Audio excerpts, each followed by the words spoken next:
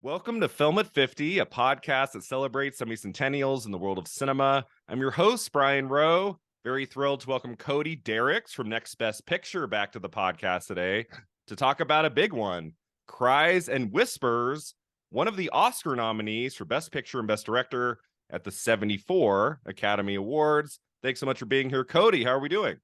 I'm doing well. I'm glad to be back once again to talk about a Swedish film nominated for Best Picture. Yes. We talked about Starring Liv Ullmann. We talked about The Emigrants a few months ago, and that movie was nominated for picture and director. And here we are again with Cries and Whispers, which was Roger Ebert's pick for the best film of 73. I had not seen this movie before yesterday, Cody, so I was very excited. Okay. I did a summer of Ingmar Bergman in 2018 or 2019, and I can't remember why I didn't watch this one. I think maybe because I knew it might be coming up in a few years for the 50th anniversary, and I had started doing that as early as 2017. So maybe I was like, well, the early 70s films, let's maybe like hold off on those. I think that's what I did. But I did watch Autumn Sonata and some of his really big, important titles that came later. What was kind of your relationship with Cries and Whispers? Had you seen it before? Like, what do you know about this one? Yes, actually, I've had a little bit of an interesting critical journey with it. So the first time I saw it was years ago, maybe like close to a decade ago, when you're kind of just going through Oscar nominated movies as a lot of people of our predilections do. And I watched it. I think I watched it while I was doing some sort of task, like I was like cleaning something or doing laundry. Not the best idea. And I was kind of like, okay, that was my first Bergman, and I kind of didn't really get the big deal, one would say. And then a few years later, I watched it again for a different podcast, and I appreciated it, but I didn't. I wasn't quite as like in love with effusive as everybody seems to be.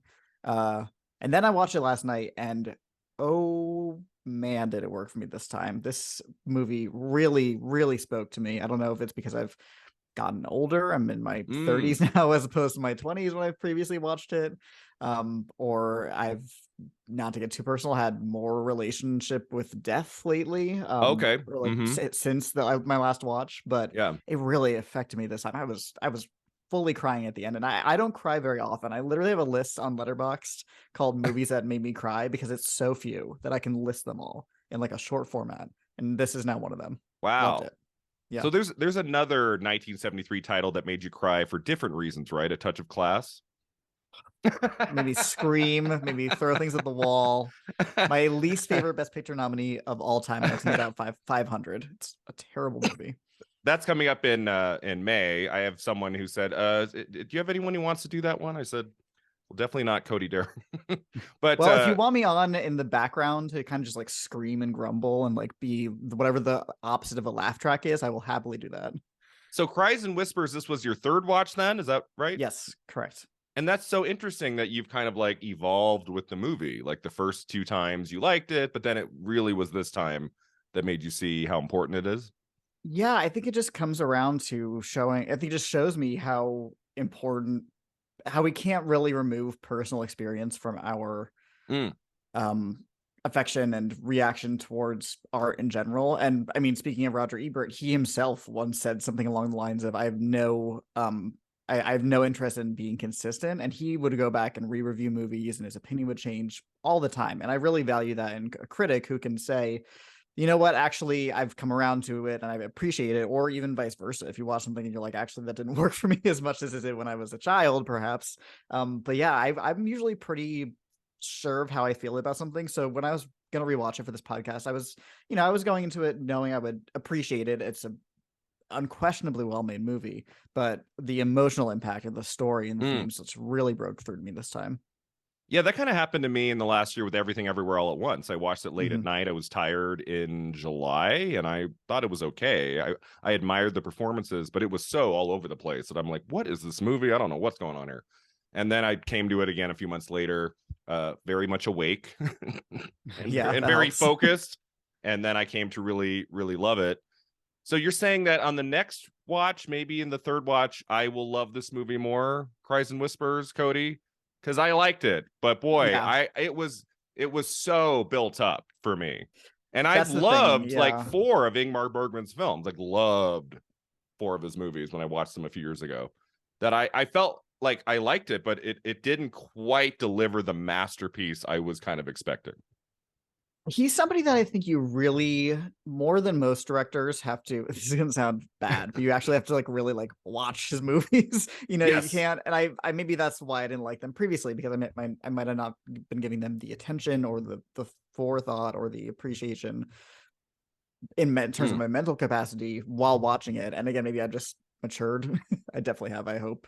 And yeah, just something about it. There was a moment when we talk about it, I can point it out, but there's a moment in the movie, one scene about 2/3 of the way through, that everything just kind of clicked for me. Okay. And from then on out, that like read on the movie for me just really, really emotionally impacted me.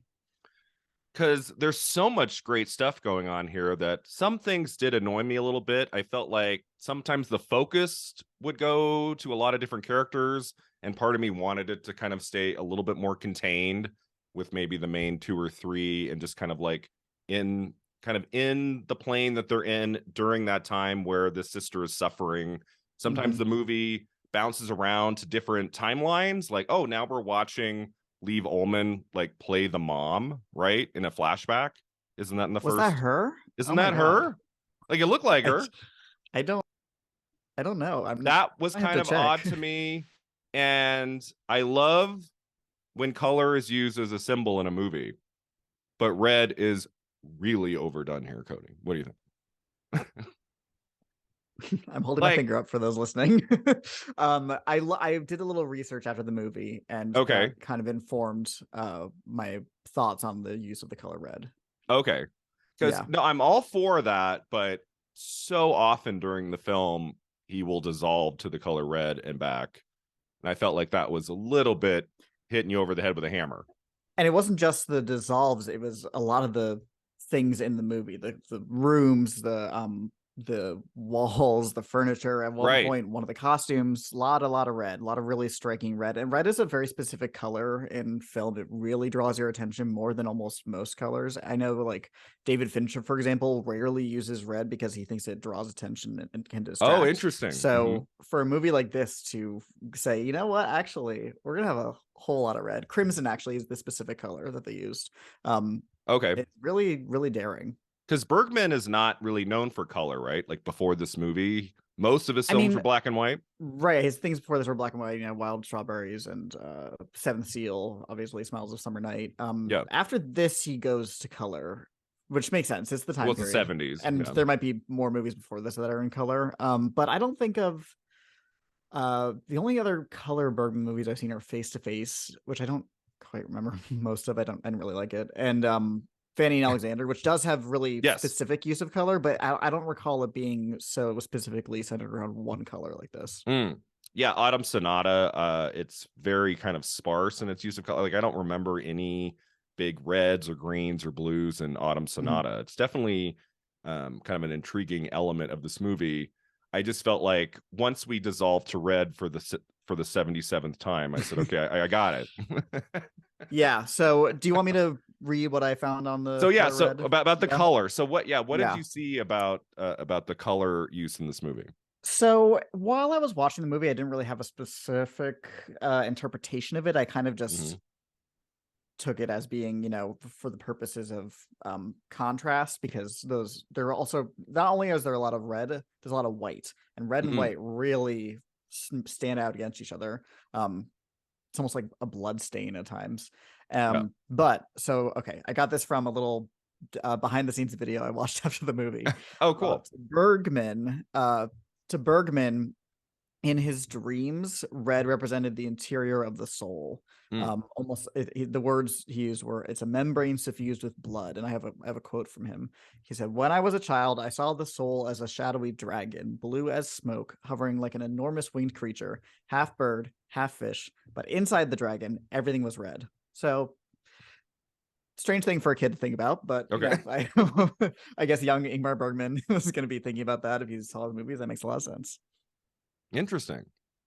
Yeah, I like the idea. And I mean, what is it, the opening shot where like she sits up in bed and there's like red on the wall and there's red in the bed Yeah. and it's like Yes, she has a striking, red blanket on her. like Yeah. a red blanket. So that's like Mhm. a strike, and it's not something you're used to in the world of Ingmar Bergman. So I thought that was really great, and kind of the way that the color is used in a lot of the other scenes. We get it smeared over one of the sisters' mouths. It's like a Sure really do. horrifying moment. Oof, boy. And yeah, I felt like maybe he pushed it a little too far. Not to say, this is a great example, but I have always liked the use of color in American Beauty, the use of red on like the Sure. Yeah. door, like and the the petals of the rose petals and things like that. In that movie, I feel like it's more subtle. The blood on the blood in the kitchen at the end. It's not like if in that movie we were dissolving to red a lot, that would have been weird. Sure. I think it So I is a wonder good. why we have to go that far for Yeah, Cries and I think Whispers. he uses it a lot, obviously, to differentiate between timelines because there's a lot Time. of flashbacks in this movie. There's a lot of taking one character and kind of pulling you to the side of the room and saying, "Here's what happens to Maria." Right. By the way, I looked it up. It was Liv Ullmann playing their mother too. I don't know how I Oh, didn't catch okay. that while I was watching it. Really? It looked just like Embarrassing. her, but with dark hair. And I was like, You know what? well, that's I one way to save weirdly money. I weirdly have a problem where I do recognize people most by their hair, which is Oh, the okay. most changeable part of a body. It's not a good it's not a good way for my brain to work, but it does. So you've never recognized Meryl Streep in a movie before because she's always got different hair? Yeah, that's like 17 different women, right?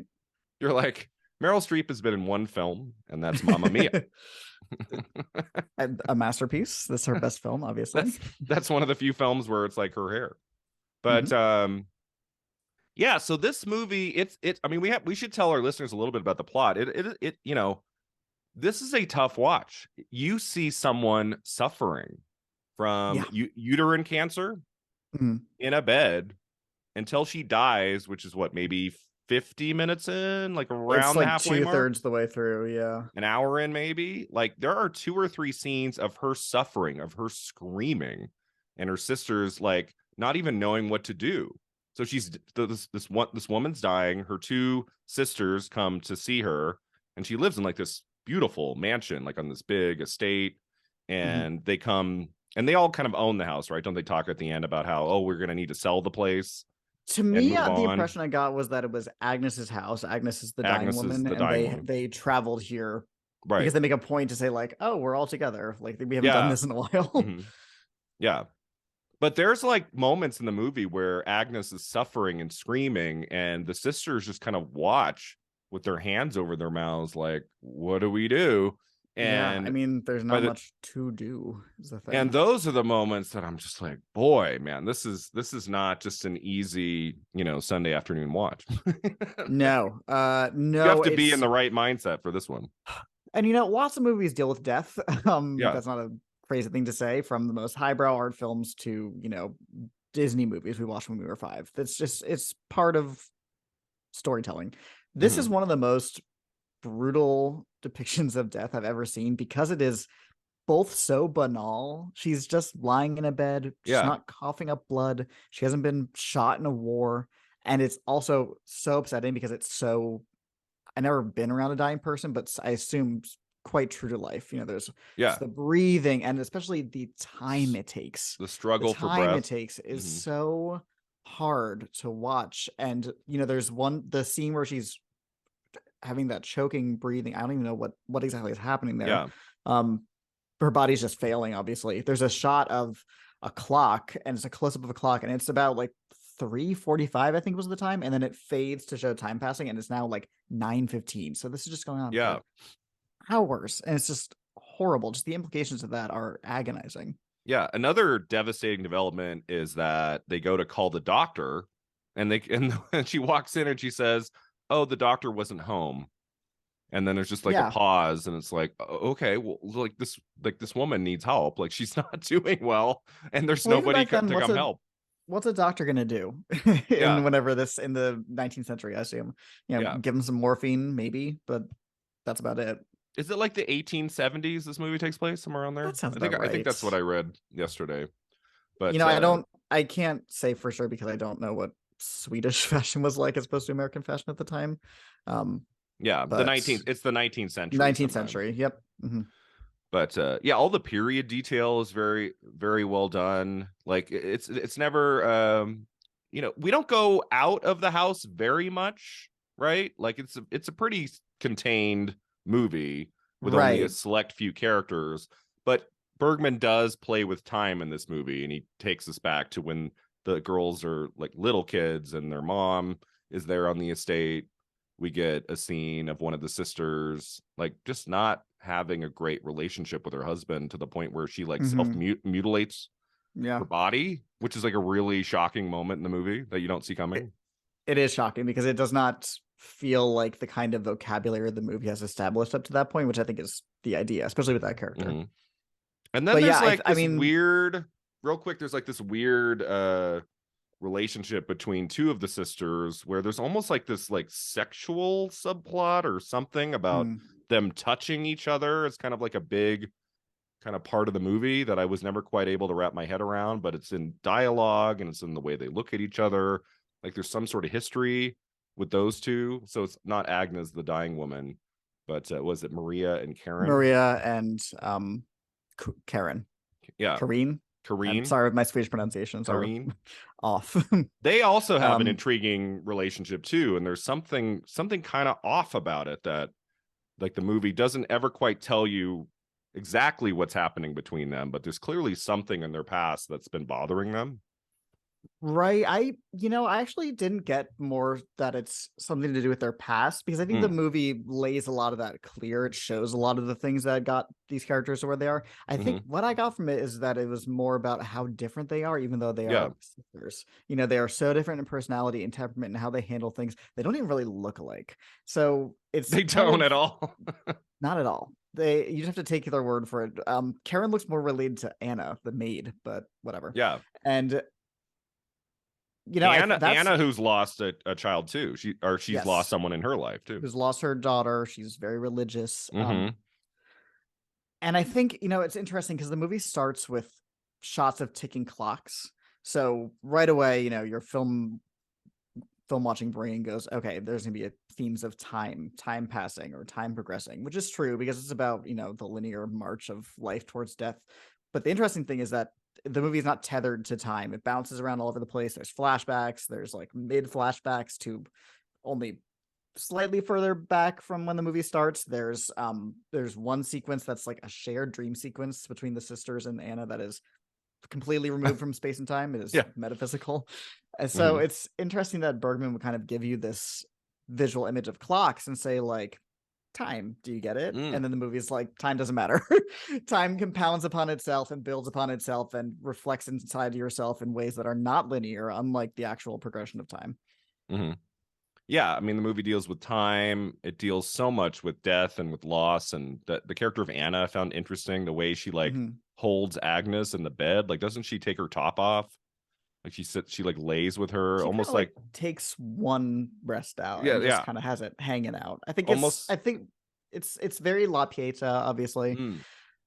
What I got from that is that she's her like maternal instincts that never got to be completely fulfilled because her child died. So she never got to complete the journey of motherhood, as it were, raising a child all the way to health and going through or to adulthood and going through all the various things that a child goes through. So this is really her like not regressing, but kind of reactivating that part of herself, that maternal instinct. Because she holds her like a child, like a baby, and she talks to her like a baby too. She's like, "Can you sit up for me?" So yeah, it was this transfer of maternal energy from her dead child that she's been projecting to, praying to, and who's not there, obviously. And now she finally has a receptor for that energy. Yeah. So some trivia about the movie. According to Ingmar Bergman, he conceived the story during a lonely, unhappy time when he was writing constantly. He wasn't having an amazing weekend where he said, I got an idea for my next project. He was also influenced by dreams he was having. This is something I didn't know. How did I not know this till I read this yesterday? Bergman and Liv Ullmann had a romantic relationship and had a daughter, Lynn Ullmann, who appears as Maria's daughter and Anna's daughter in the movie. Oh, interesting. Like I didn't know that Bergman and Ullmann had a romantic relationship. Did you know that? I didn't either, but I must confess I'm not as up on personal lives of directors as I should be, probably, except for like the big ones like Spielberg when he puts it in a movie like The Fablemans. But Right. otherwise, I'm not.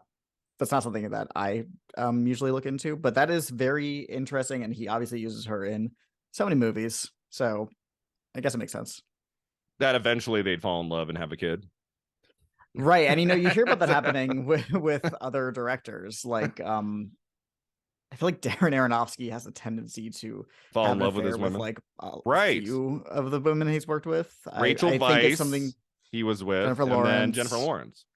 I think it's something to do with you're spending so much vulnerable, artistically Yeah. lush Day to time together, day. especially in movies like this. It's not like people are falling in love on the set of like Happy Feet 2. Maybe they were, I don't know. But movies like this or to Aronofsky, movies like Mother are Mhm. so much about the human condition that I'm sure you're having conversations with your actors and your director, and you're going to places that you don't go with most people, even your loved Yeah. ones. Mhm. So it's never too surprising when that happens. Yeah, speaking of actors and their director who fell in love, the director initially said he hoped to cast Mia Farrow in the movie. That is Let's so see if weird. let's see if that works out, he said. However, Farrow was never cast. Like, did Mia Farrow know how to speak this language? I was just gonna say, does she speak Swedish? Were they gonna do it in English? Neither of those two options sounds good. And I love Mia Farrow, but which role would she have played? I have to imagine the Liv Ullmann role, Well, right? I feel like Ullman would have. I mean, yeah, like the one that Mia Farrow looks like she could have played is the Liv Ullman role. And her like energy, her general energy is much closer to that character than any of the other women. Yeah, Karen or Kareen or how you say the other character, she read to me as a little older, right? So I don't She's think Farrow would have been right for that. she's older and she's so severe. She has a beyond a guard up. She has a whole battalion around her soul. She is so guarded and still. And those are things I don't really pin on Mia Farrow as an actress. Yeah. I don't think she would have been the right choice for this. Like, this would have been a few years after Rosemary's Baby, so she was a very hot actress at the time. She Mhm. was getting offered lots of things, but I feel like she would have pulled me out of the movie a little more. Like, I mean, I know who Ullman is, and I've seen some films with her, but she kind of feels like she's always a part of this kind of world, right? I'm not watching Cries and Yeah. Whispers and being like, oh, Ullman, I'm distracted. I know her She face. has the Like, kind of she fits here. face. Yeah, she has the kind of face and energy that makes you surprised that she like knows what a car is, but she definitely does. You Yeah. see her in so many period movies. Face to Face, I believe, is contemporary, if I remember Oh, correctly, and okay. that's her Her second other Oscar Oscar nomination. nomination. Right. So yeah, she does fit this world so well, and the same with the Emigrants in the New Land. Yeah. The New Land. Oh boy. It's coming. A lot of Swedish going on this time. And then And the to the our earlier point, I did check and see if it was submitted for foreign language film, this one, and it never was. So that's why it oh, was okay. not nominated. Yeah. The year so the not the Swedish submissions for this year's Oscars was another Ingmar Bergman movie, Scenes from a Marriage, but it was disqualified because it played on TV. So that's the whole thing. Right. Scenes from a Marriage plays on TV in Mm-hmm. 73, right? And then Yes. it's released theatrically as a movie in 74, if I remember right. Right, but it was eligible for the 1970 the Academy Awards that we're talking about, the ones that were rewarding the films in 1973. Right. And the year before, when Cries and Whispers opens in America in 1972, the submission from Sweden was The Emigrants, or no, sorry, it was The New Land. No, The The New Land. Emigrants. Yeah, that gets confusing because they're like a Maybe year. it was. It's It like was sorry. It was The New Land.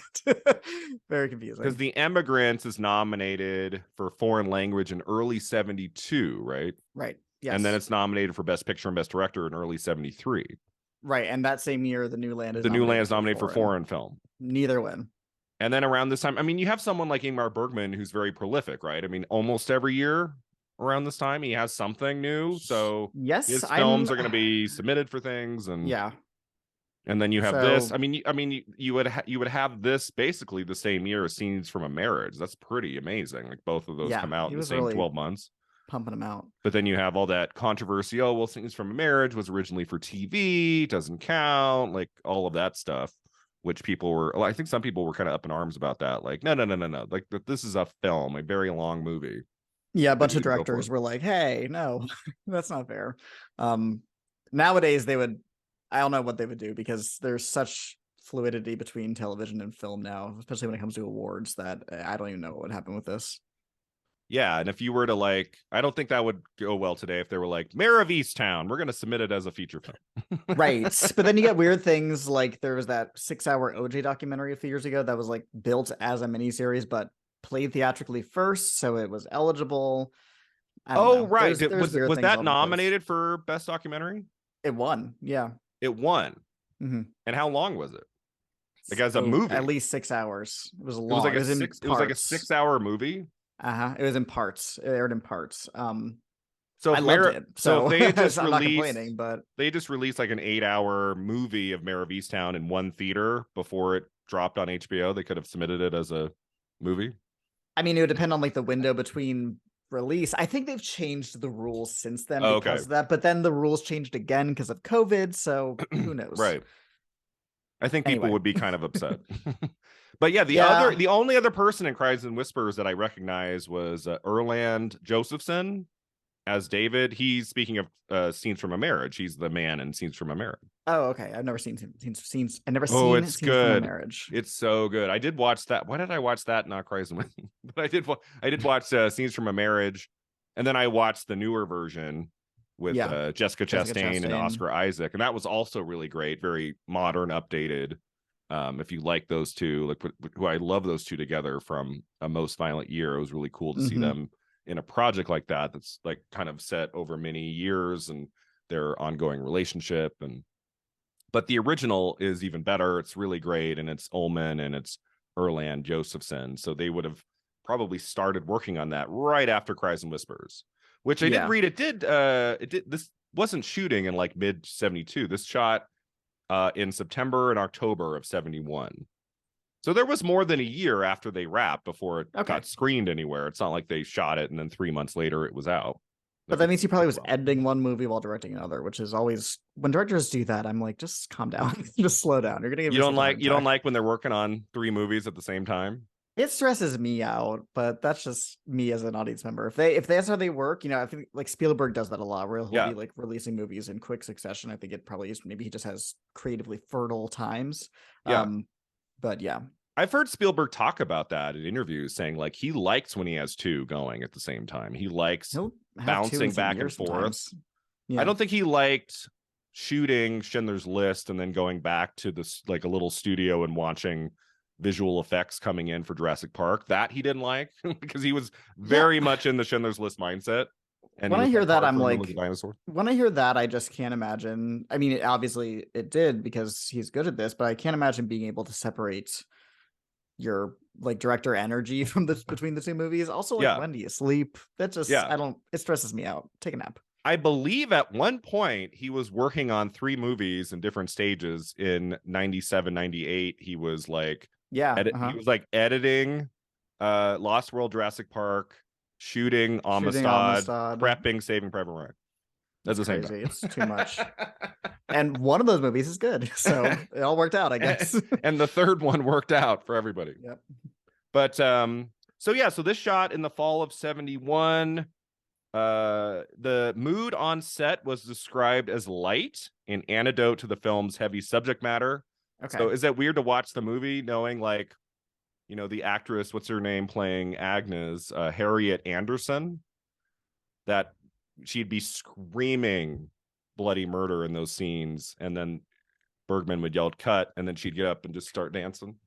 I find that refreshing because I feel like so often you hear about actors like being like, I took the character home with me. I couldn't shake it. Austin Butler can't get rid of this freaking voice. Like these actors and these Right. directors who just are haunted by the energy of these creations. And I don't think that's healthy or productive. And a lot of times to me, it just reads as you are just trying to make yourself sound very good at your job, very important.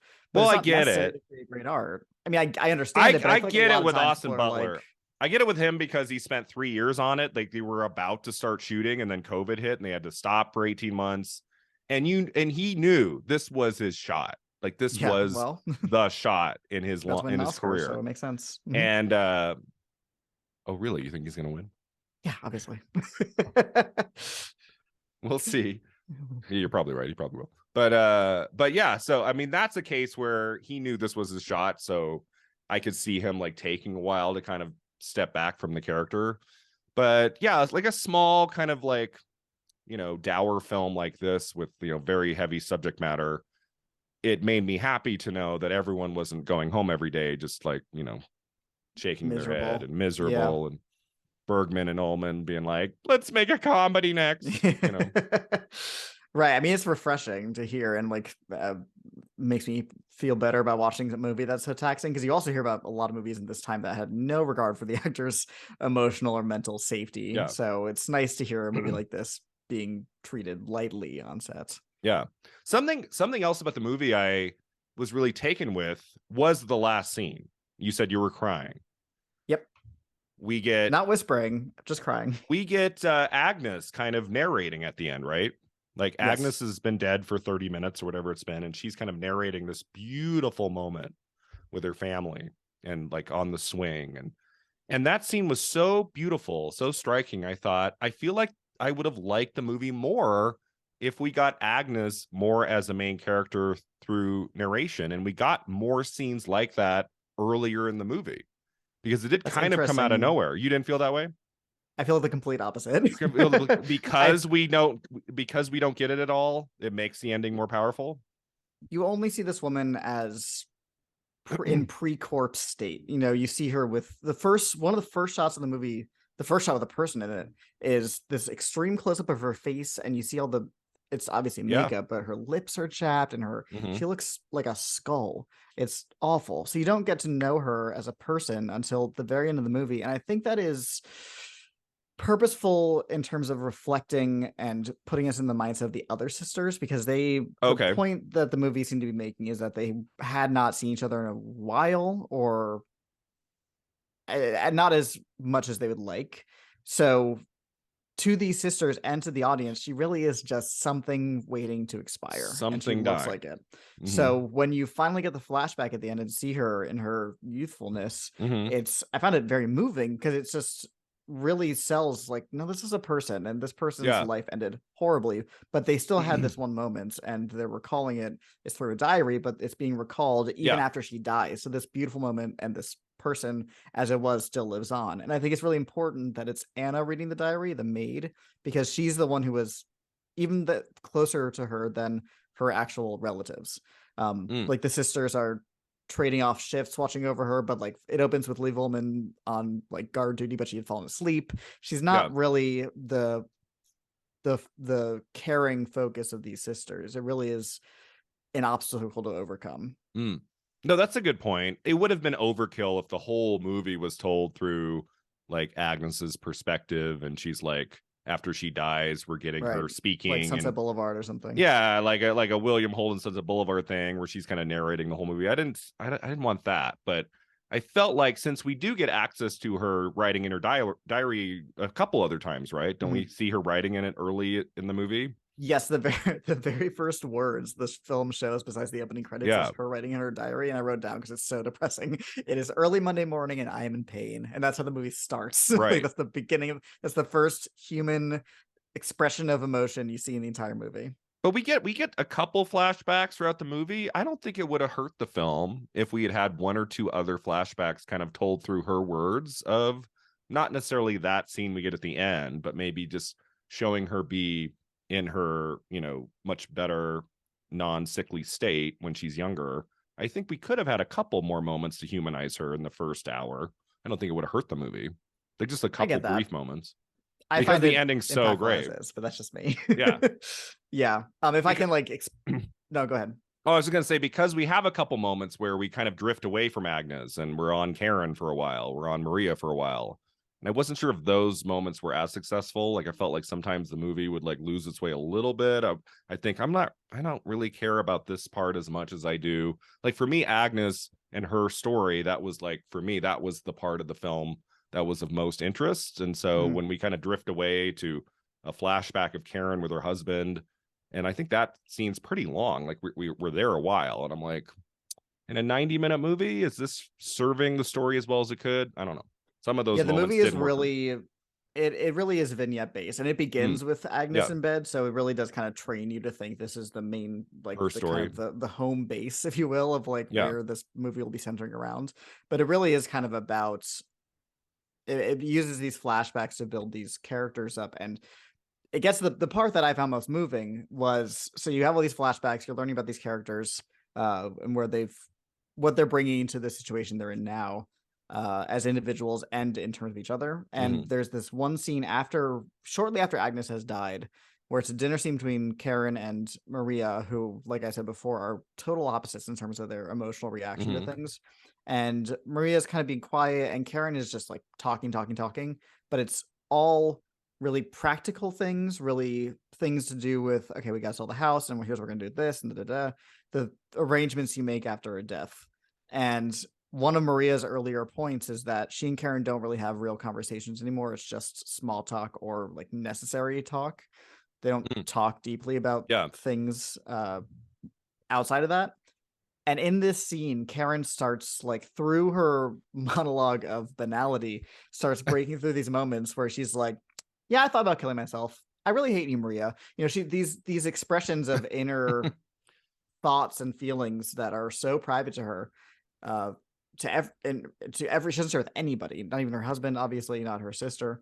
Um, it's almost like this death, this thing Mm, that they're forced to face, allows like the everyday detritus to kind of go away and just like focus on, it allows these sisters to just focus on what really matters, which is human connection. And I feel like that is so, this is what I found so moving. I mm, feel like it is so true to life that so much of our life is surrounded and poisoned and distracted by just these banal things. You know, right. what are we going to get from the grocery store? Can you pick the kids up from a soccer practice? Oh, there's a leak in the sink in the bathroom. Hmm. All these things that are just seem like the most important thing in the moment, but are not. And what Yeah. really matters is connections to other people. And Hmm. oftentimes, it's not until we're forced to face with the moments of life that are most unpleasant, but are facts of life, like death, like sickness, that we Yeah. have to face the reality of human connection, the reality of love and affection for each other. And it's kind of a sad reality that the thing that brings us closest together is somebody dying, is Hmm. somebody no longer being alive, and it forces us to reckon with the reality of being alive. And I found that so moving. Not to get Hmm. too personal, but I semi recently had a death of somebody that I was close to when I was younger, who was died way too young. Yeah. He's my age, Hmm. and there was a lot of conversation suddenly with people I hadn't talked to in Mm, almost a decade. And it was real conversation, and not just how are you doing, just like really talking and reflecting. And it was so moving and so nice. mm. And, you know, and that was a few months ago, and it's kind of stopped. And I feel like that is the reality when it comes to death and human interaction. And this movie really just crystallizes that, like presents it to you and kind of shows you not necessarily what we should be doing differently, but just the fact of how interesting and how ironic it is that death is the thing that makes us most appreciate living. That was a Yeah. lot, sorry, but it's just, it really hit me, this movie, especially the last half hour. Yeah, if you've dealt with death in your own life, I think the movie will hit you very hard. I mean, the big one for me was my aunt Julie died of cancer in 2017. She was sick for about a year and she died, and it was just kind of devastating for our whole extended family. I haven't really gotten over it. It still feels to me like she's here, and I just haven't seen her in a long time. And that's the first time that I've ever had to deal with that. It wasn't it wasn't in my immediate family, so I wasn't, by her side every day. But when I would go see her, it is just it immediately shows you like all the things we stress about in life that don't matter. Mhm. All it comes down to is love, and that, as you said, the connection with other people. And so I think that is the element of Cries and Whispers that I think speaks to so many, and why it's kind of revered as one of Bergman's best films in his long career. I mean, this guy was making films from what, the 40s to the 80s. Mhm. He kind of like semi-retired after Fanny and Alexander, but he still made a couple other things. Like, didn't he make a Yeah. film in 2003, Sarah Oh, Band or something? I'm not sure, Like a honestly. I TV a Bergman is a TV director film. I know only like the hits. Like I've seen the big ones, but You've I'm seen the not, big as ones. versed in the breadth of his filmography as I'd like to be. But it's really crazy to me to think like he only made one film that got a Best Picture nomination at the Oscars, and that's Cries and Whispers. Like he never got another movie to get a Best Picture nomination. It's Isn't that amazing kind he of even got the amazing? one. Yeah, it is. I mean, if he was a director nowadays, I think it would happen more frequently. But like they would nominate foreign films here and there. You know, you got a Z, you got this, you got movies here and there. But like Fellini never had a Best Picture nomination. Um, or directors that have to work in English. So even Right. something like The Last Emperor, which is Bertolucci, Berlucci. that's his Oscar triumph. I believe a lot of that movie is in English, even though it's set in Right. China. Hmm. I might be wrong. I haven't seen the movie in maybe 2 decades, but it's interesting that directors have to kind of shift over to like, okay, fine, I will do an English movie, and then it breaks through. Yeah, if you're a foreign director, most of your movies are not in English. It's going to be hard to get into Best Picture because you don't get a Mhm. lot of films in another language in that category. I mean, now we Or have even 10, somebody 10 like nominees. right, even somebody like Iñárritu or Villeneuve, they didn't get through to Best Picture. Babel is a different story because it's in like a bunch of languages, but like their biggest Oscar triumphs are English language films. Right. Yeah. And I mean, I feel like some directors will kind of move over to making movies here in English because they get more success.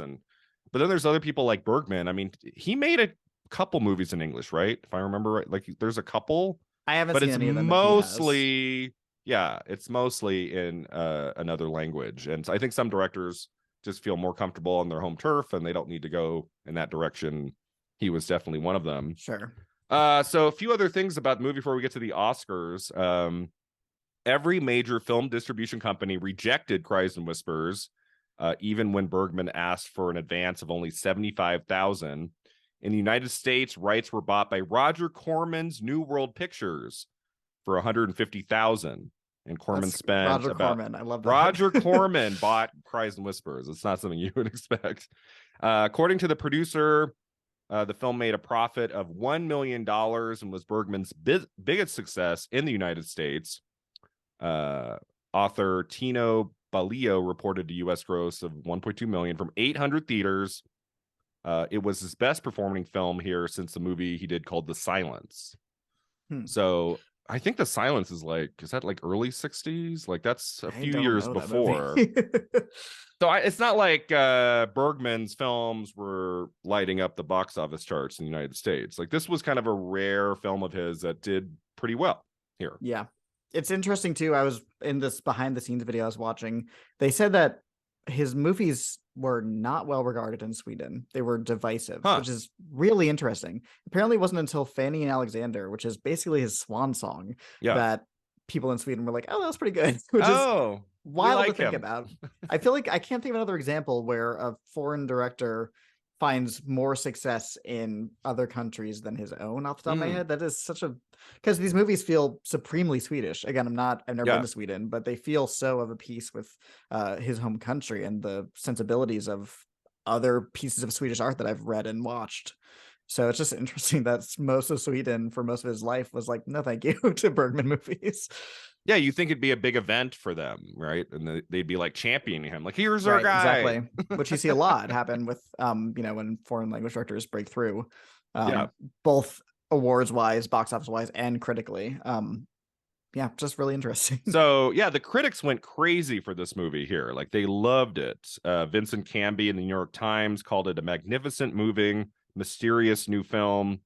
It was in his top 10 of the year. And then Roger Ebert gave Cries and Whispers 4 out of 4 and Mhm. picked it as the best film of the year. He said, "We slip lower in our seats, feeling claustrophobia and sexual disquiet, realizing that we have been surrounded by the vision of a filmmaker who has absolute mastery of his art."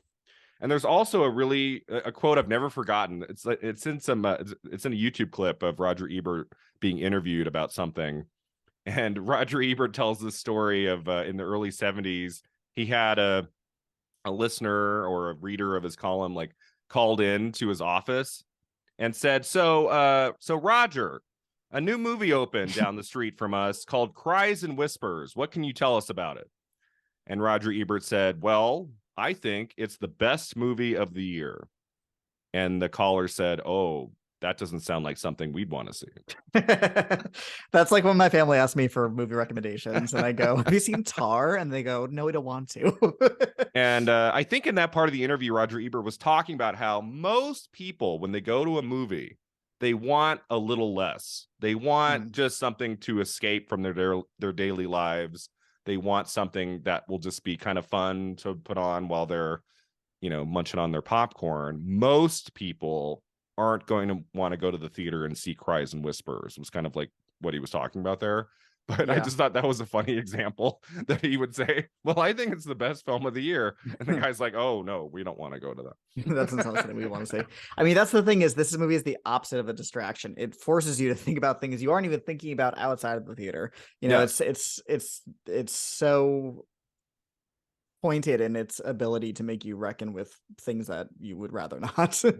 I feel like there would have been a lot of great conversations after this movie came out if you saw it in a crowded theater in 73, and just those conversations that were happening on the way to the lobby, out to the parking lot. But there were especially because so there's no many. Twitter or anything. You can't do No anything about Twitter. it. Can you imagine if there was A Twitter better back world. then?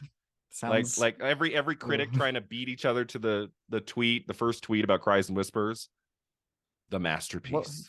God, what would Gerald Ford tweet about? I don't want to know. But so yeah, it did really well with critics, and then came all of its nominations. It was nominated for and won several awards from a lot of critics groups and festivals at the 27th British Academy Film Awards. That's BAFTA, right? Sven Nykvist, the cinematographer, was nominated for Best Cinematography. Ingrid Thulin was nominated there for Best Supporting Actress. Interesting. So she played Karen. She's my favorite performance in the movie. I think she's phenomenal. I think she should have been. Yeah, I'd never seen nominated. her before. Like I'd never seen her before, and she was really great. She was. I thought she was fantastic. I would probably put her in lead, although I famously don't really care about categories. I probably would give her the win no matter what category she was in. I thought she was phenomenal. I loved her in this movie. Yeah, she was great. And then the only nomination it got at the Golden Globes was Best Foreign Language Film. Yeah, well, they didn't go for it as much. But then you get to the Oscars, and it does very well. It gets 5 nominations, not only Best Picture and Best Director, but also Original Screenplay, Costume Design, and Cinematography. It wins Best Cinematography. What do we think of that win? I think it's a good one. I think it's the movie is so visually of a piece, and a lot of that is due to the art direction and costume design. But the movie does such a good job of like composing the actors. There's a lot of scenes where there'll be 2 or 3 actors standing in different planes from the camera, one in the background, one in the foreground, and it's just so expertly composed. This is one of those movies that I don't really believe in capturing films in like still images and calling it like a perfect shot. I don't think that's the best way to interpret film, because film is a moving medium, but you really could screenshot so many parts of this movie just hanging on a wall. It's just so beautifully composed. Yeah, the part where she's got the blood on her mouth, put that on the wall. Gorgeous. Happy Halloween. Happy Halloween. So yes, cinematography. Yeah, this is a great win. It's kind of an unusual win. It's not something that you'd necessarily say had this in the bag, especially since it's up against The Exorcist, which I think is a beautifully shot movie. I think there's a lot of great cinematography in that film. Yeah. It was also up against Jonathan Livingston Seagull, which I don't know anything about. Have you heard of that? It's based on a book about a seagull. I've never seen it. I believe it has a lot of like flying sequences. I don't know. I think the book was like a big deal back in the day, so maybe it was kind of like, having a moment. And then it was up also against The Sting and The Way We Were in cinematography. Like, I guess The Sting could have won since it was kind of steamrolling and it won a lot that night. It really was. But yeah. I feel like enough people recognize, like, okay, The Sting looks great, but the really striking movie in this category is our film today. So I don't think I don't think it would have been in any less than second place. Cries and Whispers was always going to be very close on that category. So I'm glad it won something. It's now an Oscar-winning film.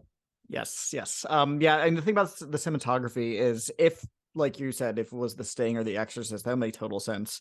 But this isn't true of The Exorcist per se, but the other nominees besides Cries and Whispers, I feel like don't have as strong a memorable visual sensibility, whereas you Mm, remember some really striking images and shots in Cries and Whispers. That's obviously true. The Exorcist has gone on to become pretty iconic in terms of what yeah. is shown in that movie and how it's shown.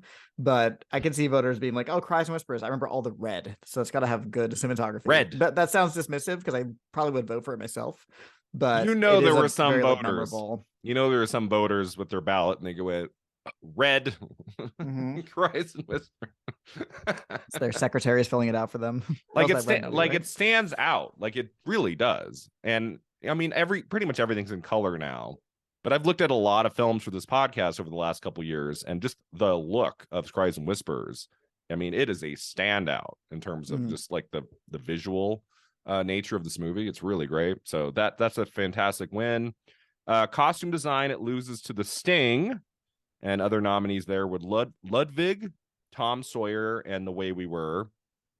Tom Sawyer, we just talked about that will actually probably be dropping after this episode. Not a great movie. Got 3 I haven't Oscar seen that one. nominations. Oh, it's a musical. Fun. But it's not. I talk about this on the episode. Spoiler alert. It was marketed as a musical. I sat down like, oh, this will be fun, like a musical version of Tom Sawyer. And there's not really any big musical scenes. Like most of the songs are sung like off camera while characters are just like Oh, walking around thinking. Like you I don't don't get like Tom that. Sawyer singing. There's not a big like number with everybody in the town, dancing down the road. Like there's none of that. So it's not really a musical. It's like it felt like the director was forced to make it a musical and didn't want to. And this was the compromise movie that he came up Just throw some songs in there. It'll make it better. And then Ludwig, I don't know anything about that. Is that a Guessing it's biopic about about Beethoven. Beethoven? That's what I'm assuming. No, from it's about a Bavarian king in the 19th century. Epic biographical drama. It Oh, is okay. 238 minutes We're long. not gonna talk about that one on Film 150, folks. Sorry No, about that. just But for the one costume design nomination. we get we You get know, some maniacs out one. there will watch it just for that. So I'm just saying. Yeah. Brian Rowe, you better do an episode on Film at 50 for any movie that gets an Oscar nomination. Sorry, we're not doing that one. If What a like shame. my rule is if it gets like at least 3 Oscar nominations, even if they're in technical categories, I try to do an episode. That's why I did Tom Sawyer. And Mhm. then if it gets at least 1 nomination in the top 8, like I Sure. try. Sometimes I don't quite get to 1 or 2, but I try Or like to. a big win, maybe. Yeah. Oh yeah, if it Or at wins, least like one. Yeah. John Houseman wins Best Supporting Actor for The Paper Paper Chase, chase. Yeah. which I don't know much about. It's pretty good. I could maybe skip that one, but I liked because it. he won, because he won supporting actor, we'll definitely take a look later this year for that Yeah. one. That's a weird one. Weird win. Let's see, original screenplay. Cries and Whispers nominated up against American Graffiti, Save the Tiger, which is an episode that just dropped. A Touch of Class, your favorite, and Boy. and The Sting wins. So, Yeah. what would This you give category original is tough. screenplay? Do you think? It's so tough because there are 3 great screenplays here. One okay, Save the Tiger, and then one piece of filth. But the 3 that are good, How is A the Touch of Class that bad if it's up for all Best Picture, wins Best Actors? It can't be that bad. Brian, It's got to be just at it's least bad. okay. It's people like to say it's fun and like playful. I find it kind of reprehensible, but that's just me. It's You'll so see when you get to it. bad. It's so bad that Glenda Jackson wins her 2nd Best Actress Oscar in 3 or 4 years. I don't want to talk about it. It's not really her fault. She's good in it, but Okay. anyway, this category, those 3 movies that are great are all great screenplays. You know, The Sting is like an American masterpiece of writing. I think Right. if it's not taught in film school, I imagine it probably should be. It's just a perfectly what's the word? Perfectly structured Structured. Yeah. Yeah. screenplay. It's clever, it's got good dialogue, it's funny, makes sense why it won. And then American Graffiti is like this a really impressive ensemble piece. It's wide ranging and but Mm-hmm. it still allows you to get to know so many characters with such specific voices.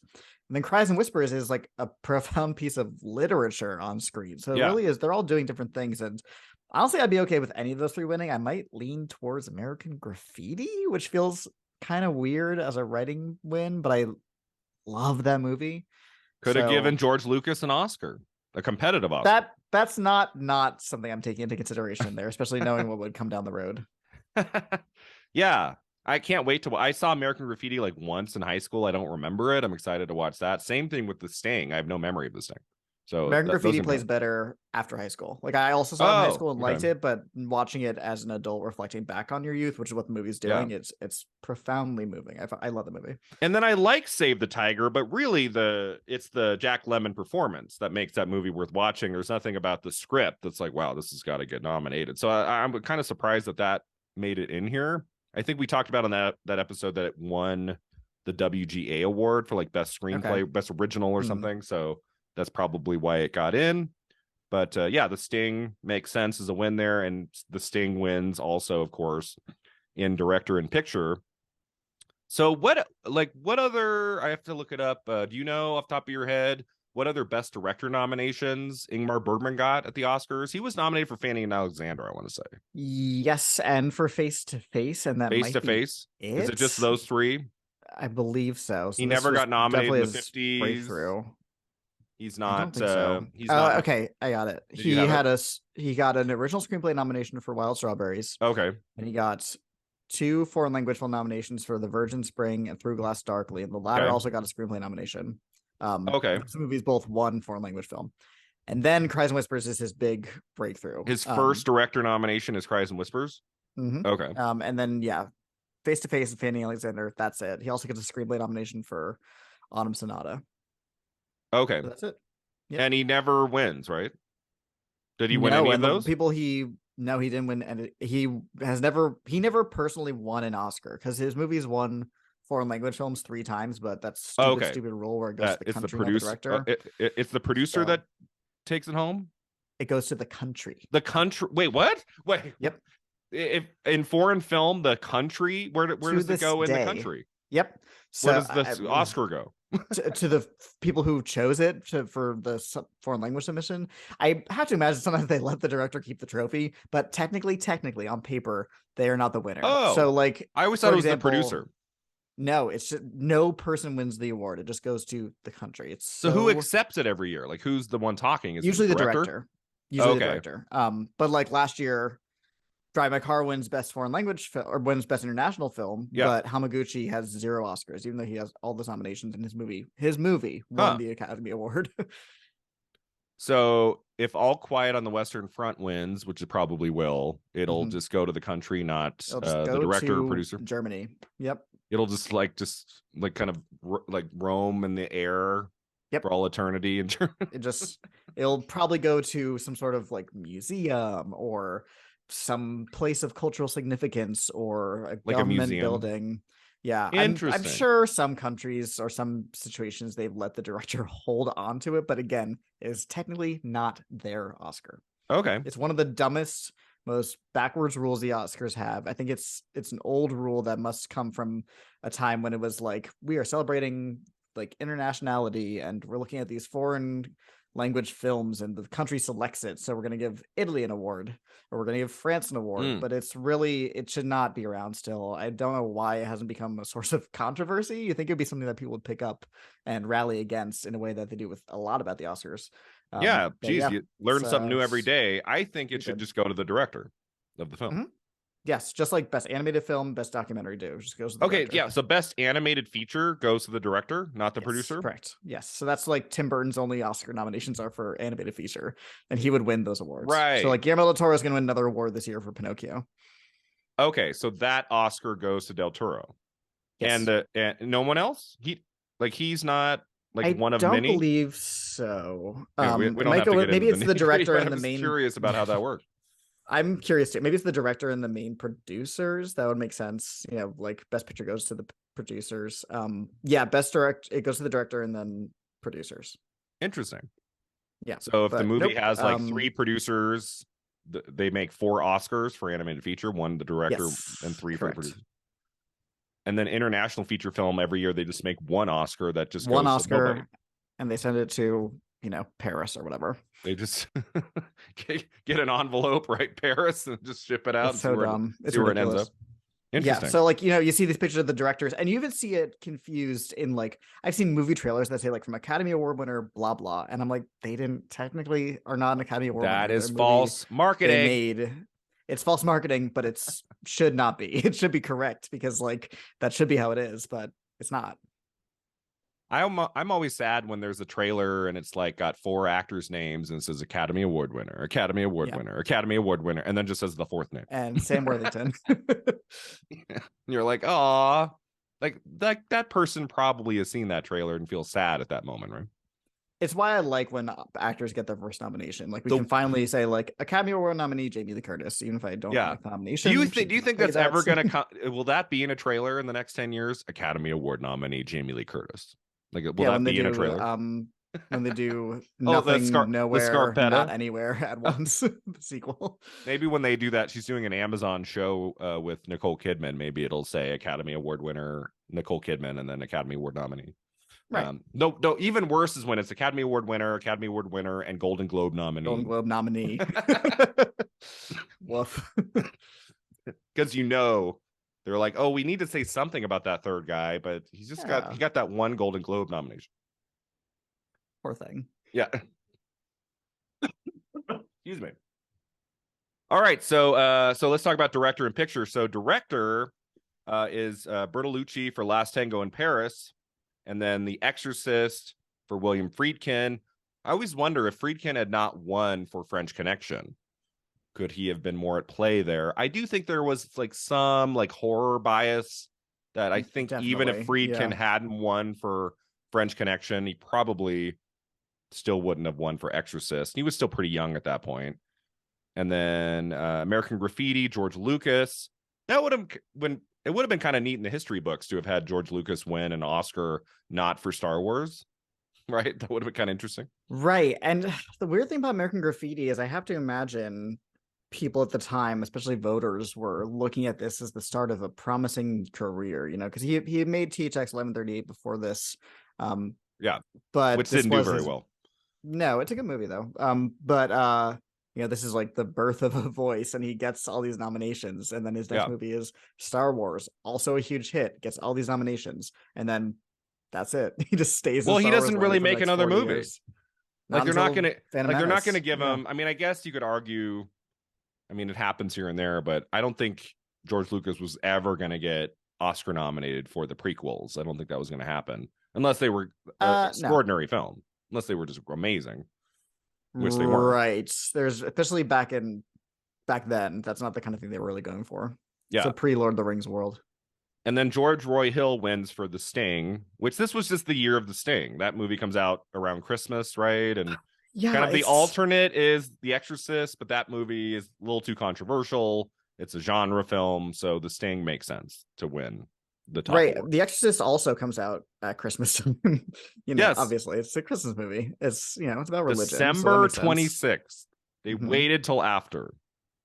The weird thing about The Sting winning is that it did not really make a dent in the precursors. I think the only major award it won was the DGA. It wasn't even nominated for Best Picture at the Golden Globes.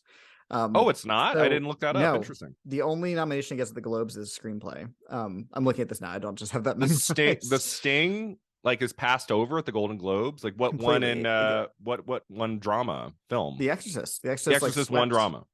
Yeah, it won picture, screenplay, director. So somewhere between the Golden Globes and the Oscars, somewhere between, they were like, okay, we're not gonna give The Exorcist this. Like, I guess it was like a coda situation. What's the consensus? What's another film that's like the Power of the Dog coda thing? Enough people have been like, we don't want to give Power of the Dog all of this stuff. Like, what's second best? Like, what's another movie that we kind of like? Coda. The weirdest thing about it is that like it'd be one thing if The Sting just out of nowhere won screenplay and picture, and people were like, whoa, but it won 7 Oscars. It won the most awards of the night. Yeah. So it really was kind of just beloved on Oscar night and nowhere else.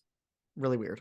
And it's funny that we're recording this just hours before PGA and SAG. Like we're very close right now to kind of knowing what's going to win in the top at least 6 categories, if not the top 8. And it's funny how every year it always comes down to PGA in a way when it comes to Best Picture. Like I mean, what was the last time a movie won PGA and not the Oscar for Picture? Do you remember? Like where It they happens didn't? not infrequently. Oh, okay, it does happen here and there. Yeah, 1917 won PGA. So did um Because I La La remember. Land, obviously. Big Short Okay. won the year of Spotlight. Oh, right. You're right. You're right. So sometimes it's not the be all and end all. I feel like when it's something like The Big Short, I feel like we all kind of knew that The Big Short was never going to win Best Picture at the Oscars in a way. It was That never seemed in that the that could top happen. three for sure. I wasn't predicting it, but I also wasn't predicting Spotlight. So what do I know? Yeah. So with 1917 and Parasite, that kind of came down to SAG winning at SAG getting Best Ensemble, right? And then it just Yep. kind of started steamrolling. Yeah, because 1917 really won everything up till then. Won the Yeah. BAFTA, won the Golden Globe, won the PGA. Really did look on paper like a guarantee win, and we all predicted it, except for some very smart people, I guess. Yeah. Is PGA around in 73? Like, is that a thing yet or no? I don't know, actually. Let's Like, I find feel out. like DGA is around then, DGA is right? definitely around. DGA is one of the older branches, Yeah. and so is WGA. SAG obviously is not. Let's find Yeah. out. We're both looking together, listeners. It's yeah, as I thought, I put Windows PGA start and I just have a Okay, bunch no, of it's golf kind of links. new. The first PGA, which was originally called the Golden Laurel Awards. I didn't know that. Ooh, what But the when it start? first 1989, so the first winner was Driving Miss Daisy. Wow, so it doesn't start till 89. No, it's relatively new, kind of like SAG actually, Okay. Driving Miss but very Daisy, important. which was famously like one of the rare movies to not get a director nomination and then it won Best Picture. That was a big kind Right, of which now happens surprise. like every other year. Who cares? Now, yeah, Coda just like completely rewrote the Argo, book, Green right? Book, Coda. Yeah, it doesn't matter. Who directed it? Doesn't matter. Yeah, Coda gets 3 nominations, right? And it wins all three. Yes, it sure does. Like that It's really fine. kind It's of a rewrote fine the movie. It's rules. fine. And We're I going to think talk about it for the rest of our lives as Oscar predictors, and that's just the way it is. but yeah, I mean back in 73, 74, you have the Golden Globes, you have some critics prizes. It's not so when you're going into the Oscars in early 74, most people might not be predicting The Sting because it hasn't done well That's the before. thing. I I don't know. probably would predict The Exorcist because, again, it won the Golden Globe. It Yeah. was a huge, huge hit. The Sting was a big hit too. So they're really similar in a lot of areas outside of themes Would and the Sting and have been in comedy musical? I have to imagine, I feel like that. Yeah, I feel like it would be in that category. right? What And you know what do did you get have that in? in front Tom of you? What Sawyer, Tom's what won comedy musical at the Golden American Globes? Graffiti, which is a American good winner. Graffiti. But then the nominees So, are weird. It's like Paper Moon, which is good, and then ooh, yeah, I like Paper Moon. Jesus Christ Superstar, which is a musical. Mm-hmm. Tom Sawyer, which is maybe a musical, and 45%. a freaking touch of class. And then there were even if it goes drama, there's six. No, there's 6 nominees in the best drama category at the Golden Globes that year, and only one of them is a Best Picture nominee, and that's The Exorcist. So like it was really weird what was going on with the precursors. So yeah, so you would probably be going into the Oscar ceremony in early 74 thinking that Best Picture comes down to American Graffiti and The Exorcist, and that The Sting is like a third place spoiler.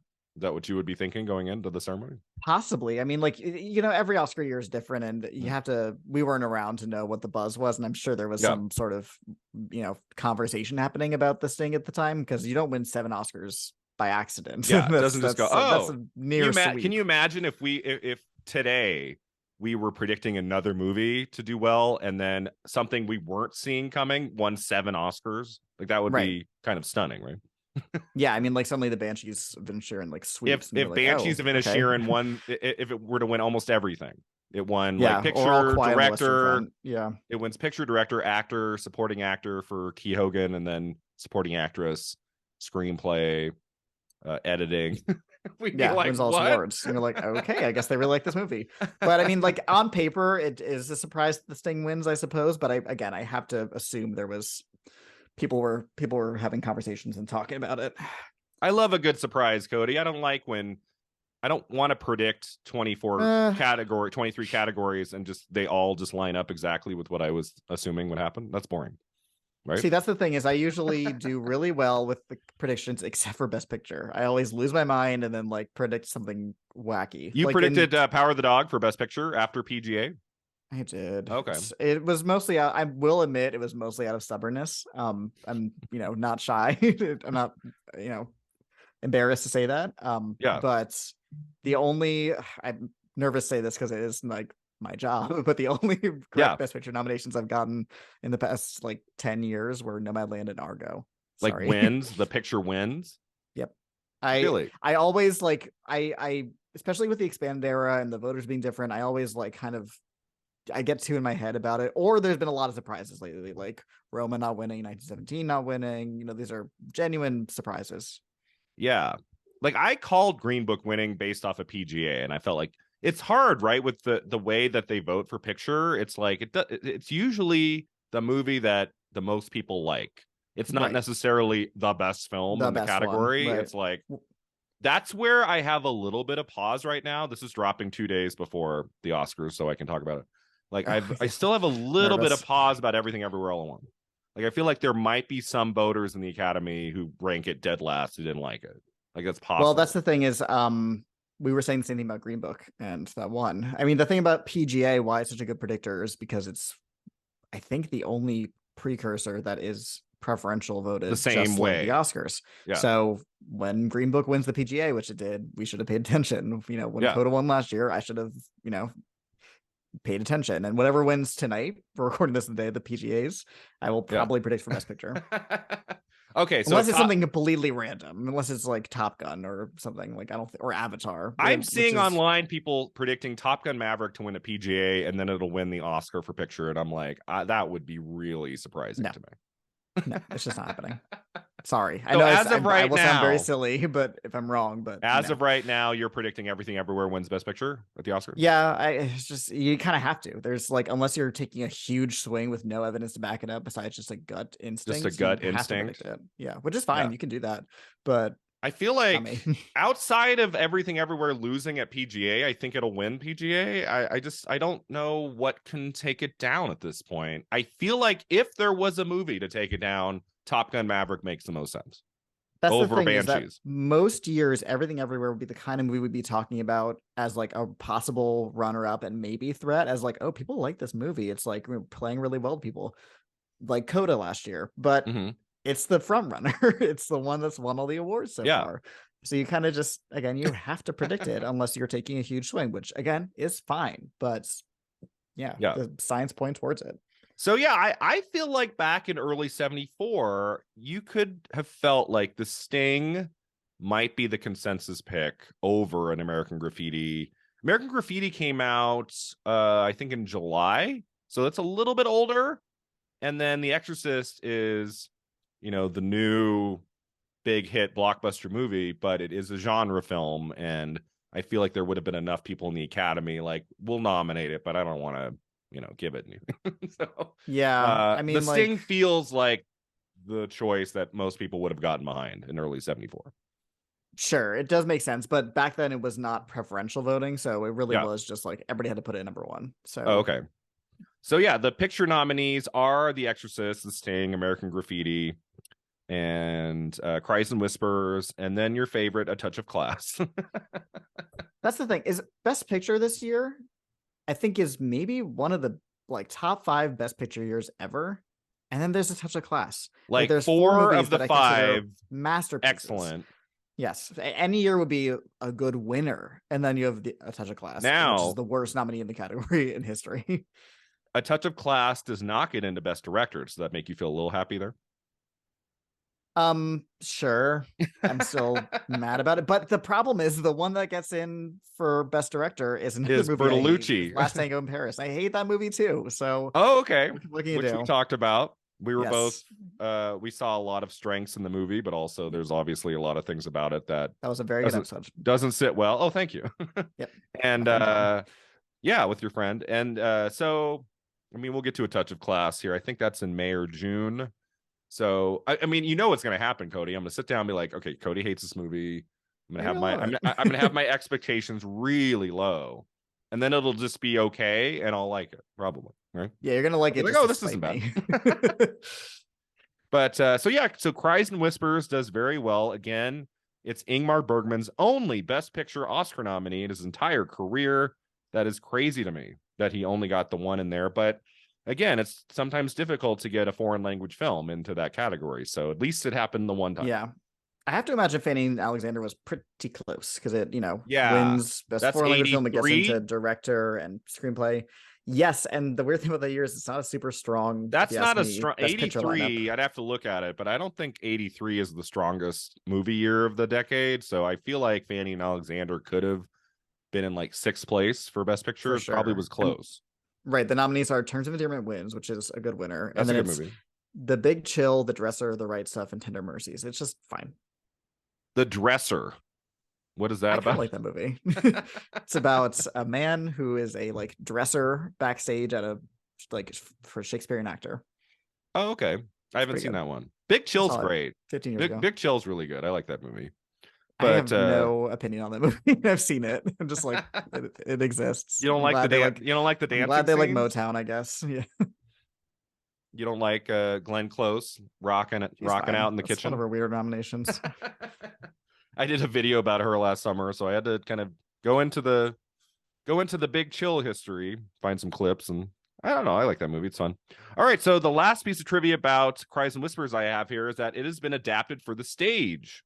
Hmm. There was a 2010 stage adaptation at the Hungarian Theater, dramatizing Bergman's story in the film's production. There was also a 2009 stage adaptation at the Bergman Festival in Sweden, at the Royal Dramatic Theater, and in 2011 at the Brooklyn Academy of Music, moving the story to a contemporary setting, Oh. reducing the use of red, and replacing the film's classical music with modern songs, including Janis Joplin's "Cry Baby." Would you have watched that? Okay.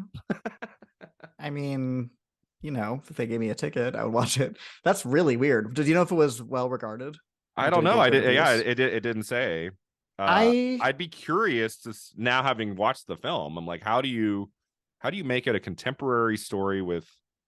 Well, I guess modern well, songs maybe could work. Like if you moved it to contemporary times.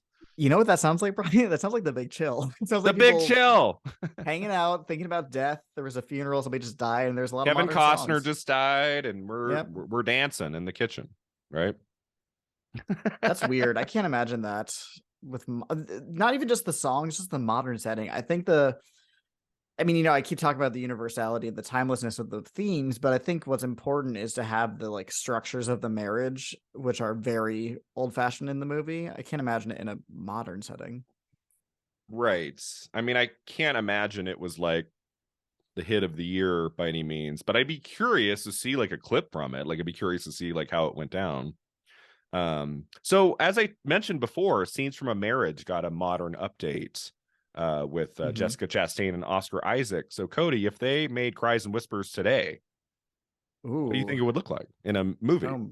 Hmm. What if it was an American film? Like how would they do it, do you think? I don't think this could be American because I Okay. think our relationship to not only death but also expressing ourselves, especially to family members, is different. Mm-hmm. I think it would, not that I can speak specifically to a Swedish sensibility about these things, but in the context of the movie, I don't think that would be, not realistic is not the right word, but I don't think it would be as truthful or compellingly raw and honest as it is in the Swedish version. I think there'd be a lot more crying and, shaking each other and like tearing of garments. Be like that. It'd be like August Osage County, just like people like screaming all the whole movie. I don't know why that was my go-to, but whatever. Wonder who would be in it. Like who would we cast in it now? Like so Oh boy. how old are they supposed to be here? Like in their late 30s, early 40s, somewhere on 30s, there? 40s, yeah. Mid to late 30s. Honestly, Jessica Chastain would be in it. I know she just did a Bergman remake, but Jessica, her agent would be calling like, "Hey, yep, scenes from a marriage. Bring Jessica that's back." interesting. I'd have to think about who'd be good in this role, but I'd watch it. Yeah. I mean, I feel like Cries and Whispers is known to enough people. Like it's one of his rare films that could be updated today, that there would be some title awareness, like people would kind of know what Hmm. it refers back to. I don't know some of his older films. Like, I don't know if Wild Strawberries means a whole lot to people. Like, if they modernize that I think story. the name, same with like Seventh Seal. People know the image of like death in the Seventh Seal, Yeah. but I feel like a lot of people haven't Chess. watched the movie, at least not outside of our circles. Do you think there's going to be a lot of 50th anniversary celebrations of Cries and Whispers? I People don't know, actually. watch. Like, I feel like we're Maybe going in to get Sweden. some. I feel like American Graffiti, definitely The Exorcist. I think The Exorcist Yeah. will get some, like, I don't know if they'll bring it back to theaters, but it was really neat to do an episode about The Godfather last year, and then it like had a Mhm. like a re-release in theaters, and there was that thing at the Oscars and stuff. I'm happy when a film gets some recognition for its 50th anniversary, Well, the sequel to as The I should. Exorcist is coming out this year, so that's something. Right, and then David Gordon Green is making a new Exorcist with Ellen Burstyn back as the same character, I right? cannot, I Which cannot is she's fathom like this being good. 91. She's like Yeah, 91 and she's like back. good for her. She apparently did something cool where she's like, "I'll come back for the movie if my entire salary is donated to a Yeah, charity," which I read is that. that's I love that, and I love her as an That actor. was But cool. David Gordon Green, my God, what he did to the Halloween franchise, and that's one of my favorite films of all time, is the original Halloween. Ugh. Yeah. So he's gonna ruin another horror Halloween, classic. the Halloween franchise is such a colossal mess that I'm just like, whatever at this point. I love it though. I love that it's a mess. And then those sequels, I kind of liked Halloween Kills, but the other two are just like, ugh, just awful, just so dour and just I they have don't move not me. understood. I mean, since October, the people like saying, the unsung movie of last year, Halloween Ends. I'm like, I'm yeah, happy that they enjoyed it. I did not. It was not for me. like And I'm it not had even some somebody's interesting precious ideas. about like franchises. I'm not like that's not like Michael Myers. It just wasn't a movie I enjoyed on its own. Well, part of it was the marketing set up a different movie than we got, and that didn't Yeah. help. And again, I'm fine with that. That's fine to me, but just do it well. Yeah. So yeah, we'll see. I think Cries and Whispers is definitely one of his strongest films. You might have loved it more than I did, but it took you till your third watch to really Yeah. fall in love. So maybe this was my first watch of the movie. Like, maybe if I give it another couple tries in the next decade, like maybe I'll come to love it even more. But I have seen 10 to 15 of his other movies, and I do feel like there are others that are longer, that are stronger, that I just felt more of a pull to, which we'll talk about at the end here. Before we get to our final two segments, anything else you wanted to say about Cries and Whispers before we move on? I don't think so. I've spoken a lot about this movie and what it's done to me. I just like So on I was on really Letterboxd, impacted to it. you give it 5 out of 5 on Letterboxd. I gave it a 4.5 out of 5. I'm very, very, Oh, very, very, very stingy with my 5 out of 5s. I don't. There's you, many years that I don't give them out at all. Like this year, I haven't given it one. what was the last movie you gave 5 out of 5? I Like think that, like a new Parasite. release, like a Like new Parasite, release probably. movie. Parasite was the Yeah, last one since probably. the pandemic. There has not been a 5-star movie. Definitely not. I think I've given 5 stars to like 60 movies ever. I'm very, very stingy. Wow. Okay. Like, you're big on, like, it has to be perfect with a capital P. Like, there can't It be has to anything in it that you don't like. specifically speak to me in a really profound or like aesthetically pleasing Yeah. way, and it has to be impeccably made. I have to watch it and know like this is it. This is a movie that's like I'm gonna remember for the rest of my life. And that doesn't happen a lot. I'm Matt at Next Best Picture, where I write for, likes to say I'm the toughest grader at the site, and I don't take pride in that necessarily, but it's not something I'm gonna be changing anytime soon. Yeah. So it's funny. We're not off on this. I think I'd give it 4. I'd give it 4 out of 5. But then Mhm. there's like 4 other of his movies I'd give like a 4.5 or potentially a Yeah. 5. So there's just a few more I like a little more. Were you okay with it being 90 minutes? Like, part of me Yeah. thought it could have had another 15 to 20. Like, it could have like I expanded on the world like a little bit more. Like, There's it only a did few end and I went, movies oh, I've okay. watched and thought it should have been longer. Okay. I'm not even just saying that as somebody who's like, there's such a culture on people being like 90-minute movies. I love them because like they just want to be doing more Everybody things with is their lives, I obsessed with their guess. 90-minute movies. Everyone loves that running I time. loved it when Usually we I were at do. Sundance. That was very nice when you walked to a movie and it was an hour 25. Fantastic. Oh, But when you were yeah, planning out your day and you knew you were trying to get to 4 or 5 films and there were those 2 films that were 2 hours plus and you're like, yep. oh man. Yeah. Not a lot of them, thankfully, but Yeah. oh boy. Yeah. No, I just feel like when a movie works, when it's good, when it's only 90, I ask myself, could it have been expanded a little bit more, but That yeah, makes I mean, sense. I mean, he really packs a lot into those 90 minutes here. He sure does. Yeah. Yeah, really good film. All right, so our final two segments are next. The first one's the Divine Double Feature. What's a modern film you would pair with Cries and Whispers, Cody? Okay. As usual, I have a few options here. So the first one that I thought of is not a movie. It's the Netflix miniseries The Haunting of Hill House from a few years ago, Mike Flanagan, Ooh, which I adore. Mike Flanagan is one of my favorite working directors. I think Doctor mhm. Sleep is Really a good. true masterpiece. Yeah, Um, that was made my top Haunting of, 10. Mhm. yep, it's like it's right behind Parasite, honestly, for me that year. Wow. Okay. And Haunting of Hill House, I think, is the best thing Netflix has ever done, Yes. including like Power of the Dog and Roma and all that. Great show. It's Mhm. it Terrifying. is really scary, which is hard to scare me. I That- watch a lot of scary yeah. movies. I'm pretty tough. And it's also extremely emotionally moving and devastating. It is Yeah. devastating. There are some episodes of that end, and it's so hard to watch and just sit in that feeling, which remind me of this movie. And both stories are about families coming together because of a tragedy and reflecting on their past and their Mhm. interactions with each other. So that was the first thing I thought of, even though I it's like like, that. The a bent neck 9 episode TV series. the bent neck lady episode was like the scariest hour of anything I've seen in years. Chills, just got chills. I'm holding up my arms, listeners. Like So yeah, that's my Flanagan first knows how to pick. freak you out. Yeah. He's one of the best visual horror directors working today. One of my favorite directors, period. Love the man. He has yet to let me down. Um, so there's that. And then I thought of Old, the M. Night Shyamalan movie, which is Old. also about, yes, a movie I love. I really love M. Night Yeah, no, I Shyamalan. liked it too. That was I was surprised, Cody, when I saw you that you liked Knock at the Cabin as much as you did, because I didn't I think that did. movie worked at all. I love And it. I'm like over here like I thought Old was Oh, I better saw than your that. review. I didn't agree with it, but I read it. No, I know. I Yeah. know. M. Night Shyamalan has a very particular taste. I'm just very keyed into his sensibilities and his style. He's not kind of like Baz Luhrmann. Like there's people that just watch his movies and they're just like, no, it's like the style or the writing just does not work for me. It works. And Yeah. Old, much like this movie, is about people forced to reckon with mortality. As it like races towards them because they're on this beach that makes you old, Yeah. famously. And a lot of that movie is Famously. people famously people it's a lot of that movie is characters talking about really banal stuff, the kind of things that we talk about in daily life, but we as the audience know that they're wasting literal time because their lives are being like sped up to like this lifespan of like a housefly. Mm. And they're talking about their jobs and what they do and blah blah blah, and it's like, stop, this isn't Yeah. important. You have to focus right now. And that reminded me of Cries and Whispers. Oh, interesting. Yeah. Good. The last one, real fast, is the Greta Gerwig remake of Little Women, which is a much different tonal movie than this, Okay. but it's also about sisters. They also Yeah. are reckoning with death. They're hanging out in their house.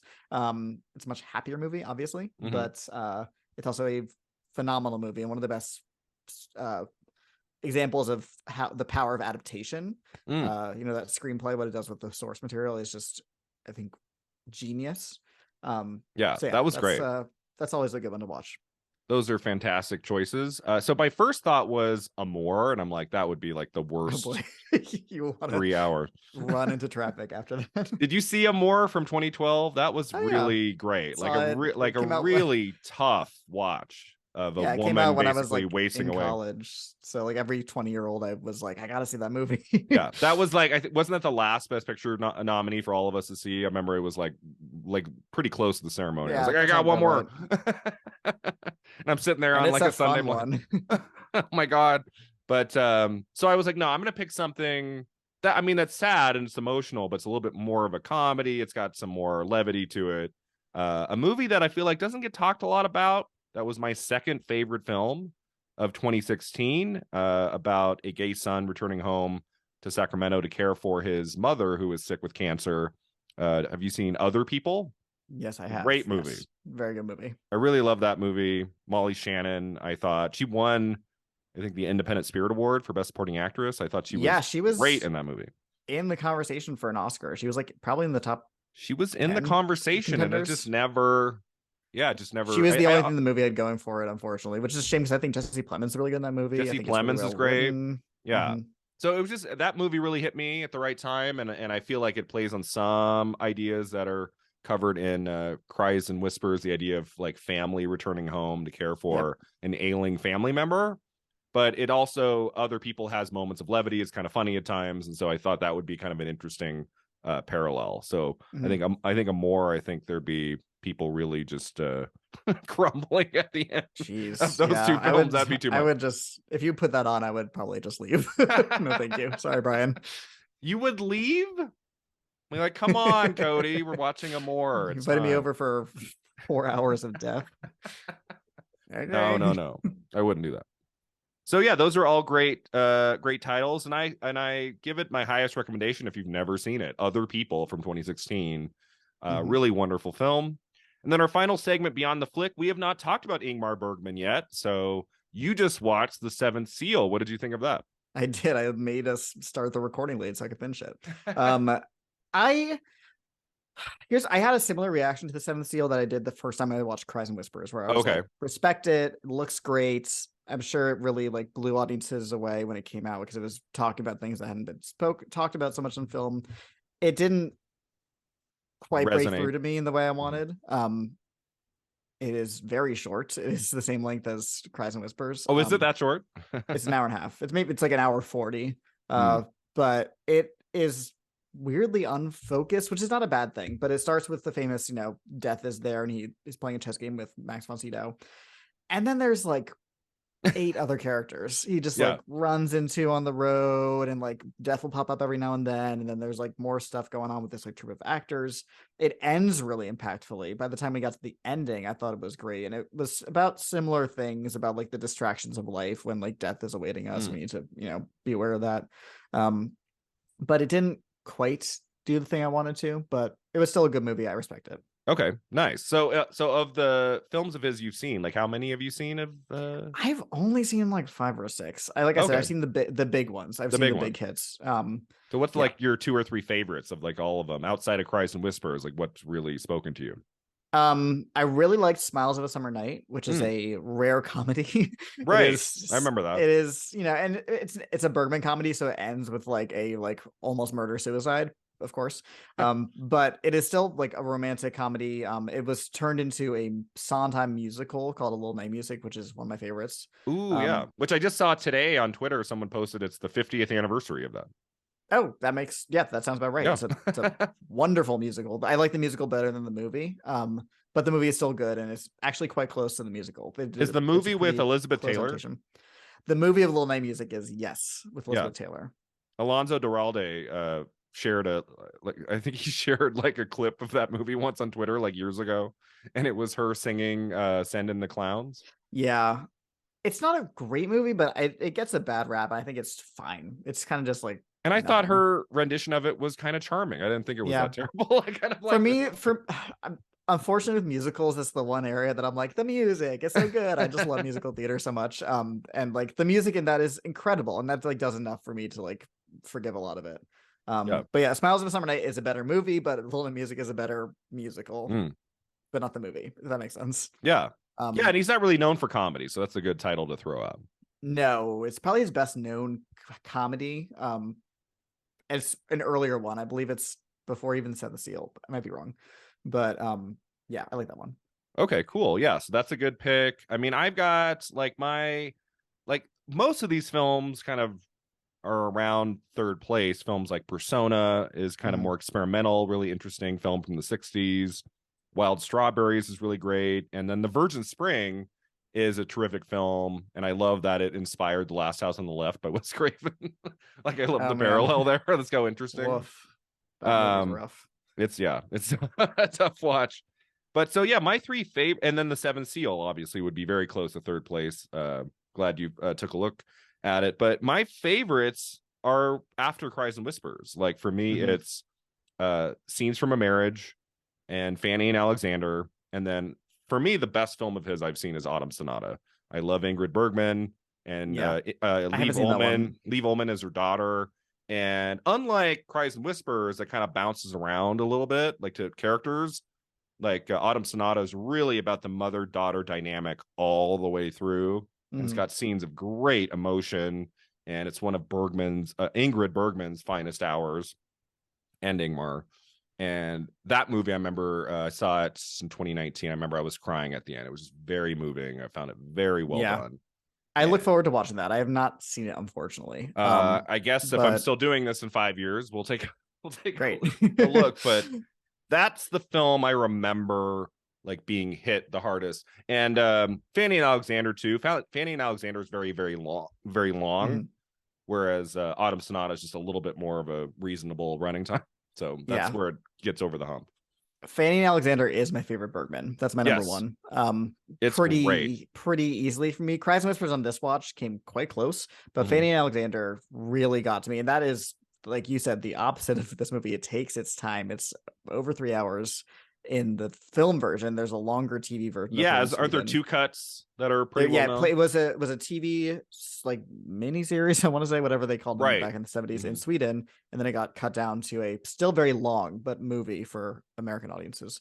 Um, it's incredible. It's really moving, and because it takes its time, and it builds and builds and builds, and you get to know this family so well.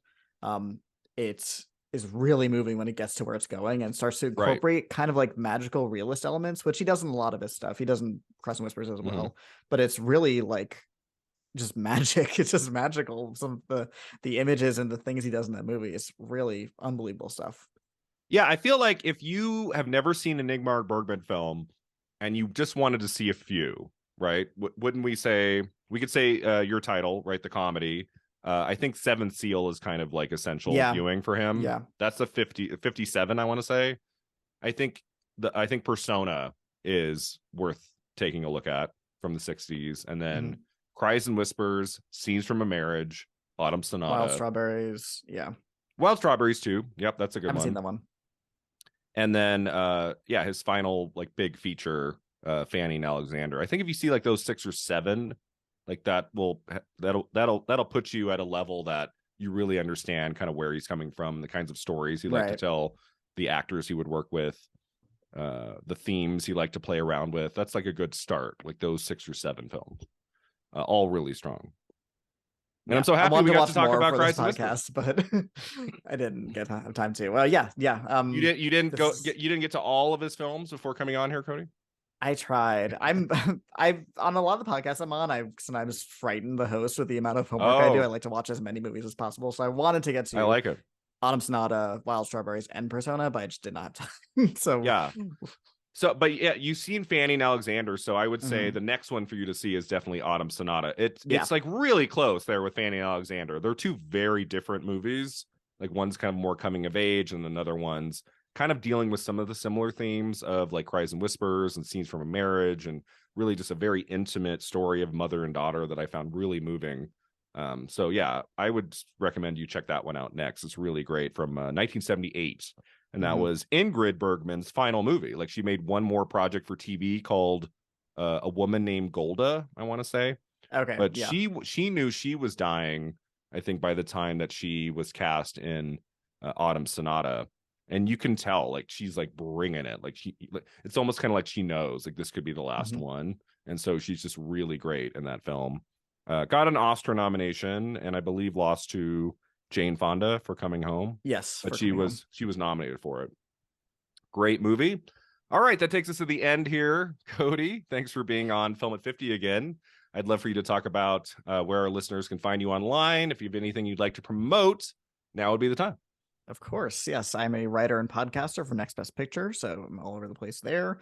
I have my own podcast called Halloweeners, a horror movie podcast where we go through horror movies. It's released in a very sporadic fashion. There is no set schedule. It's usually like one a month if we can get around to it. But just a fun time. And I'm also on Twitter, Letterboxd, and Instagram at CodyMonster91. All right. Yeah. Follow Cody, everybody. He's awesome. And you've done Thank what, you. 8 or 9 of these for me now. And it's always just Who a can say? pleasure. And we finally met each other in person this Sundance in Yes, it was January. wonderful. How Yes. exciting was that? We watched Past Lives together. We watched Past Lives, which might be my favorite film of the year, Cody. We Me will too. see. It's only February or March.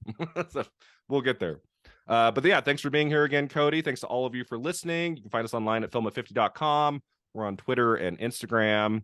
Check out my YouTube channel, Brian Rowe Video, for all things Oscars. And until next time, remember, 50 never looked this good.